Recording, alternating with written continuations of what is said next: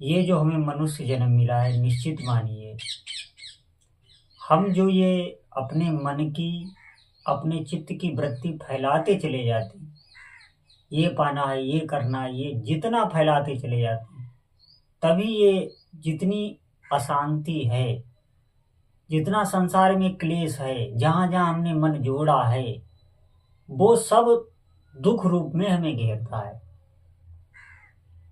हमारा चित्त चंचल इतना हो जाता है कि अशांति में घेरती। आप देखें, वस्तुएं तो हम इकट्ठी कर लेंगे, धन तो हम इकट्ठा कर लेंगे।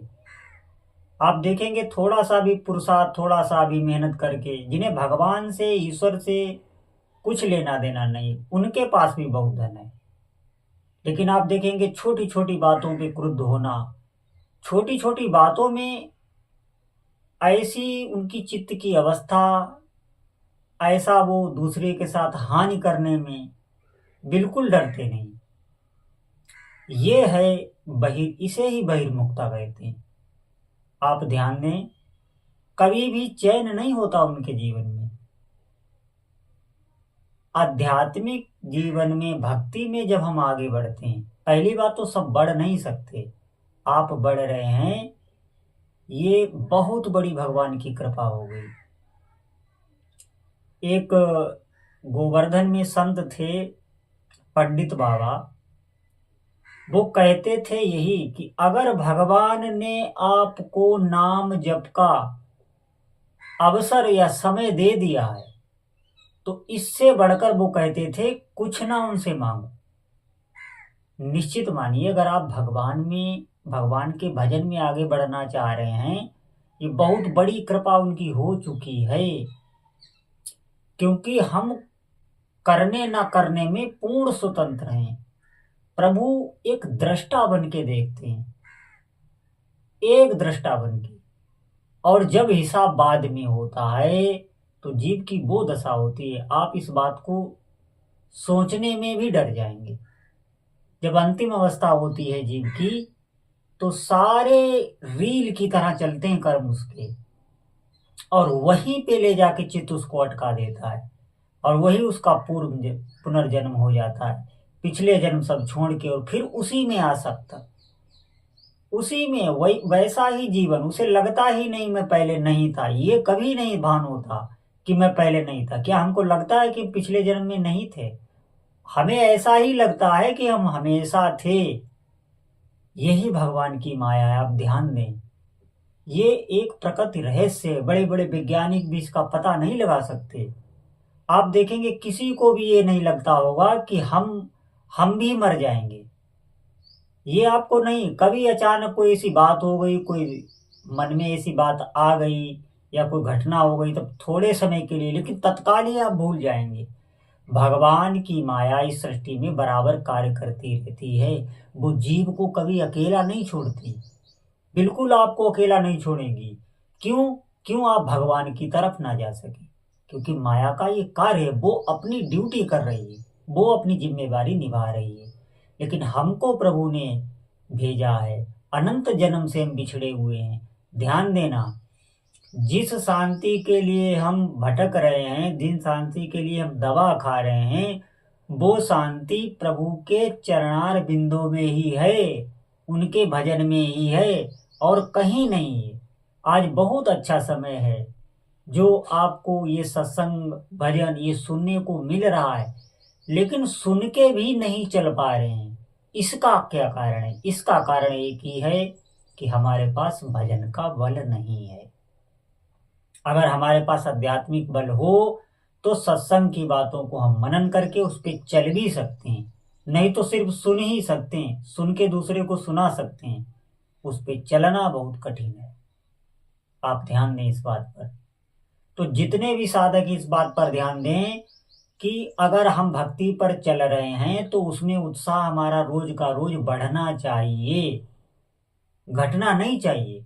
विशेष कृपा है जब आप एक फूल तक भगवान शिव पर, या भगवान राम पर, भगवान कृष्ण पर, भगवान हनुमान पर अर्पित करते हैं, बिना उनकी इच्छा के कोई उनकी तरफ देख भी नहीं सकता। आप ध्यान दें, भगवान का नाम जब इस जीव से होना, ये कोई साधारण बात आप समझते हैं? बिना प्रभु की इच्छा से उनका कोई नाम रटे, आप ध्यान दें, और उनको पता ही नहीं। ये हमारे मन का एक भ्रम है, ये बुद्धि की एक गलत कल्पना है जिसे हमने धारण करके रखा है कि हम नाम जप रहे हैं, प्रभु को पता ही नहीं। ऐसा ही साधक को लगता है। साधक को लगता है इतना नाम जप कर रहे हैं, अभी नाम में रुचि नहीं हो रही। अरे भाई, रुचि कहाँ से होगी? विषयों से ग्रसित है हमारी जीव, हमारी इंद्रियां दूषित हो चुकी हैं।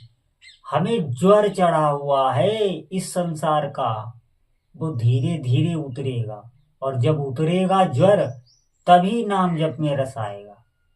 और जिस दिन आपको थोड़ा सा भी रस आने लगा, तो उस रस की कल्पना इस संसार में आप नहीं किसी वस्तु से कर सकते। भगवान नाम जप में जो आपके हृदय में दिव्यता होगी, एक दिव्य दिव्य अनुभव होंगे, ऐसे ऐसे दिव्य विचार आवेंगे, जिन विचारों के साथ आप रहकर परम आनंदित होंगे।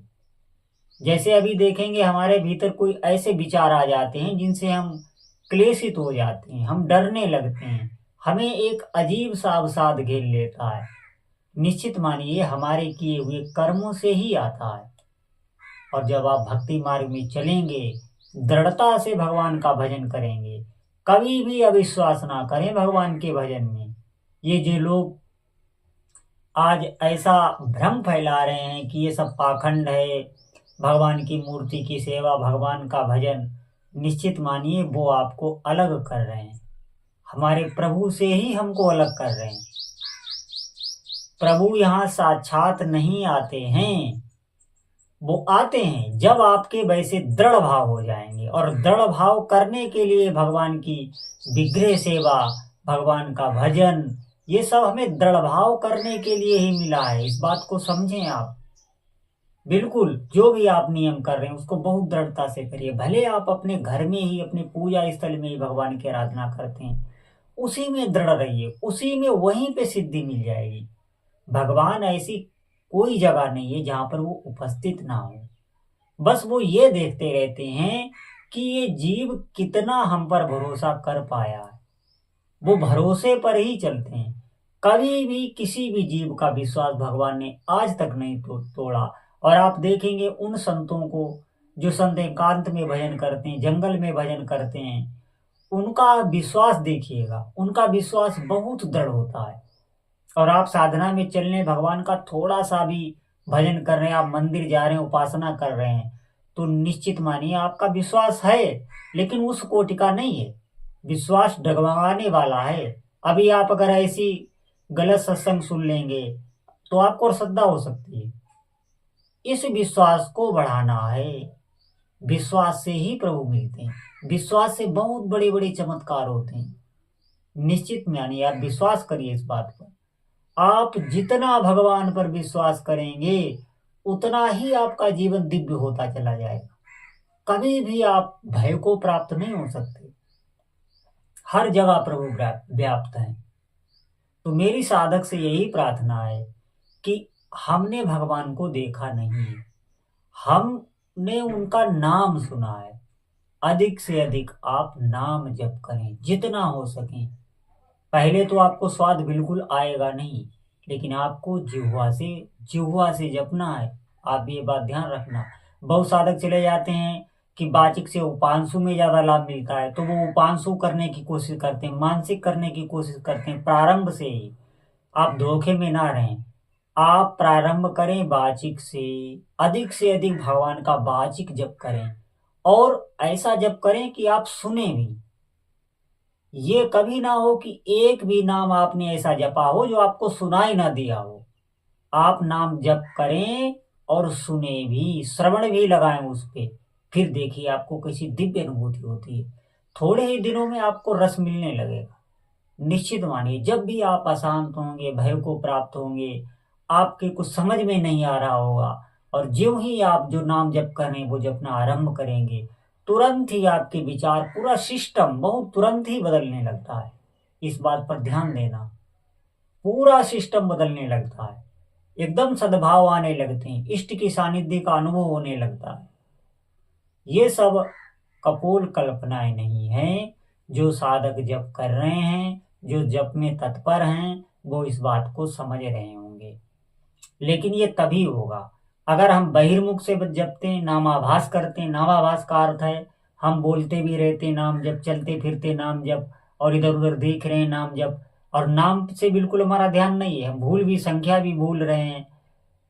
इस प्रकार का ये भी ऐसा नहीं ये व्यर्थ जा रहा है, ये आपको उस धारणा में लेके आएगा कि आप सुन के ही जपेंगे।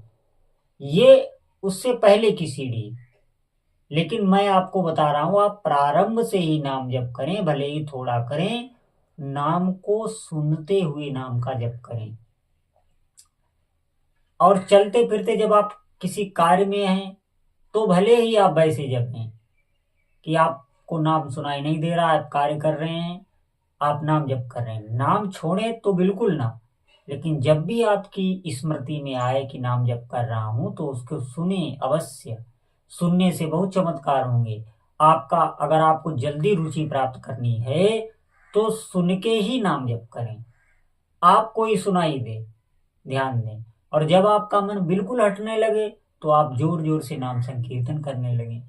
नाम संकीर्तन ज्यों ही आप करेंगे थोड़ी देर, तो आपका नाम फिर से वैसी पूर्व अवस्था में आ जाएगा। जैसे आप करते हैं वैसे फिर पूर्ण अवस्था में आ जाएगा। ये होता क्या है, कभी कभी ऐसा हमारी इंद्रियां, हमारा मन ऐसा व्याकुल करता है कि नाम जप में बिल्कुल मन नहीं लगता। तो उस समय साधक को नाम जप जोर जोर से करना चाहिए, संकीर्तन करना चाहिए, क्योंकि वो तमोगुण का राज्य छा जाता है। ये त्रिगुण जो तीन गुण होते हैं, सत्वगुण, रजोगुण, तमोगुण, ये भी आते रहते हैं, इनसे भी नाम जप प्रभावित होता है। इसलिए उस समय हम बोल बोल के नाम जप करने लगे। कभी भी नाम जप में अश्रद्धा ना करें, ऐसी जगह जाए ही मत जिनकी भगवान के नाम में निष्ठा नहीं है। ये जो ईश्वर के प्रति विश्वास, अपने आराध्य देव के विश्वास, ये जो दृढ़ हो जाता है, ये नाम जप से ही होता है। आप उन साधकों को देखिएगा, वो अवश्य अवश्य ही नाम जप करते होंगे और कोई साधन नहीं करते होंगे। क्योंकि निरंतर जीव से जिसका नाम जप होता है तो उसकी स्मृति भी होने लगती है, उसके भाव, उसका चिंतन होने लगता है, उसमें मोह होने लगता है। और भगवान में मोह होना मोह नहीं कहा गया है, उसे प्रेम कहा गया है। मोह तो उसका नाम तब रखा गया है जब हम स्वार्थवत संसार में किसी से प्रेम करते हैं तो उसी को मोह कह देते हैं। ध्यान दें सभी साधक, अधिक से अधिक भगवान का नाम जप करें, और कोई मार्ग नहीं है। बोलो जय जय श्री सीताराम।